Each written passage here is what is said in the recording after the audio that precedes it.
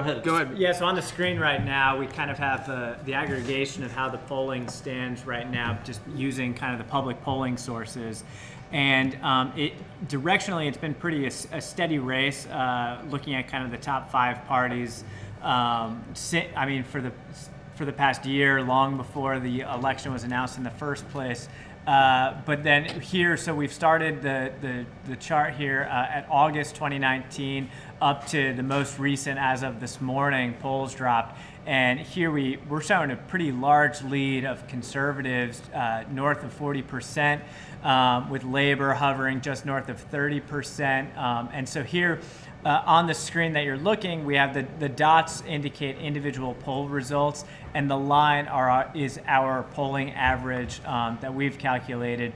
And the polling average takes into consideration the recency of the polls, as well as the number of polls from a particular pollster. And so if you'll see, for example, on the Labor polling average, it's running a little bit behind of where the polls are, and that's just because we're providing a little bit of a conservative estimate in the statistical sense, by saying that, well, this is sort of where the overall trend is going.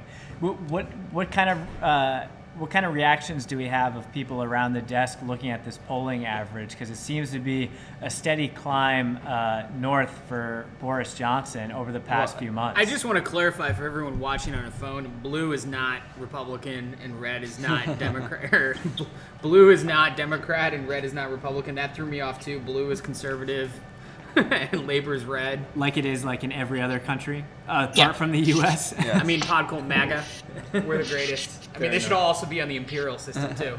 I mean, I think the biggest trend, obviously, is the decline in those third parties, Brexit and Lib Dems. Brexit. Is that, you think that's tactical voting or tactical poll taking? Brexit was intentional, right? The Brexit Party and the Conservatives. Came to their So it's partially intentional. It's also partially that, like, if the Brexit Party was falling and then Nigel Farage decided to not stand in all the Tory constituencies, and he did that because it wasn't going to win any of them.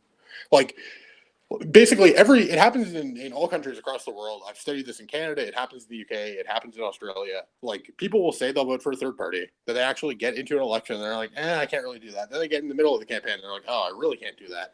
And then they get to the polling places, and they still can't do that. Because unfortunately, or unfortunately, depending on your view, like, we have an electoral system where you need to elect a winner, and why are you going to waste a vote on a party that can't win? So are those candidates still on the ballot there, even though they sort of... No, they stood down before there was a nomination, so there are no Brexit Party candidates in the 317 seats that the Tory Party won. That polling really doesn't matter because you couldn't vote for them if you wanted to. Yeah, nominations close a lot closer to the election than they do in American. So basically, so you're saying UK elections don't last 2 years like ours do? No. Themselves immediately after they're done. So we have a question from someone on YouTube. They want to know what you think the final seat numbers are going to be, which I know we're going to go into a model here probably in a couple of minutes. But do you think... I mean, to kind of answer not his question, but his question from the stream, is this going to move a lot? In other words, are these models going to move about? I mean, can Labor come back? Are these seat projections? Are these polls movable? So I'll actually take this here. The thing is, so if you look at that graph right there, right, you see about a 10-point gap between Conservative and Labor. Again, so like if you're very familiar with U.S. elections, say the Democrats or Republicans won by 10 points, right? I mean, the other party, the losing party, is still going to win quite a lot of seats. And say this is a House election, right? I mean, you almost had this, right? You had the Dems winning 8 or so points in the 2018 elections. And I mean, yeah, they won a majority, but like the Republicans still got about 190. It's about 30 seats off from even having 30 seats off from the majority mark. But the thing is, when you get to having these third parties and the way that vote cuts in basically parliamentary democracies, a 10-point lead is massive.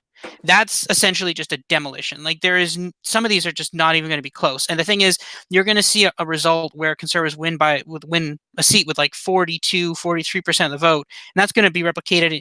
They win like 42, 38 in like dozens of seats. And that's what happens when you get a 10-point lead in a parliamentary democracy where the vote is not split 2 ways, but it's split meaningfully 3, 4, in some cases even 5 ways. In terms of the models, though, Well, most. So, before we get into the models, there's a sort of like a back end way of explaining the election.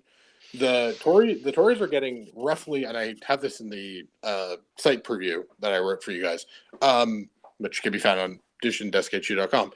The Tory party are getting about 70% of people who voted to leave last time, and about 17%, 18% of people who voted to remain last time. Labour are getting 50 and like 12.